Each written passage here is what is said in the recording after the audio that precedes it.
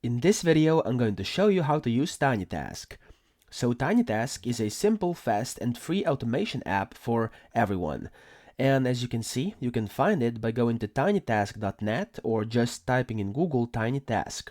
It's the first result that pops up, and that's it.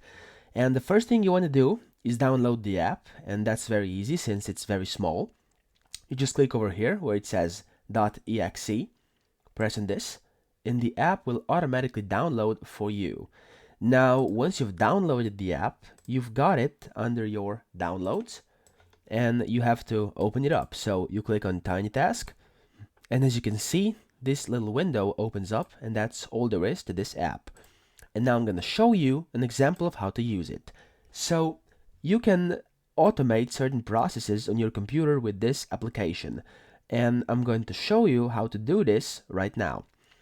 Now, let's say I want to record a simple task where it creates a new folder on my desktop and then moves it to another place. Okay, now let's do that and automate it with this TinyTask tool. So you press on record and then just do whatever you want. So you do right click, new, and then go to folder, and then you want to drag it to another place. There we go, and then press on stop. Now, if you want to see what you've just recorded, you can press play.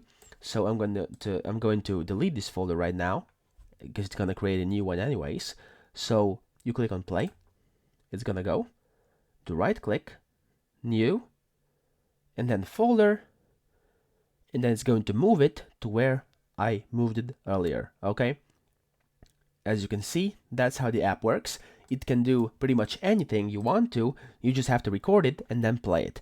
Now, if you'd like to save what you've just recorded as an exe file, which means that whenever you run that file, it's going to do what you recorded automatically. You just press on this download icon over here where it says .exe, and then just name it. I'm going to name it 123 and save it on desktop. Press OK, and I've got this task over here, and as you can see, if I double click on it, it's automatically going to do the exact thing I recorded earlier. So it's going to go into the folders, and it's going to create a new folder and move it to another place on my desktop.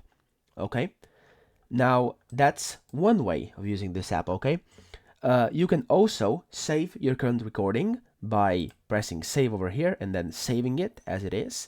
And you can open up recordings by pressing open. So you just press open, and then you find a certain recording you've just saved. So I don't have any saved recordings. Let's say I want to save this specific recording. I'm going to name it saved and put it on desktop.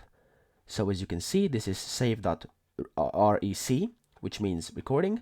Then you press on open and click on this one, and it's going to open. And now the this saved thing that I just recorded is in here, and if I click play, it's going to play the exact same thing as I did earlier. As you can see, it created a folder and moved it to another place. Okay, so that's the basic use of this program, but you also have preferences over here. If you click on preferences, you can also change the play speed up to 100% and also change a custom speed if you want to. You can add it. The continuous playback setting. So if you want the thing that you recorded to loop and to not stop whenever it's done, you just have to set the continuous playback. Then you can set a recording hotkey, a playback hotkey, and then some other options. So show captions, use custom toolbar, and stuff like that. And of course, you can also visit their website or see more information about the program. Now, this is it. This was TinyTask.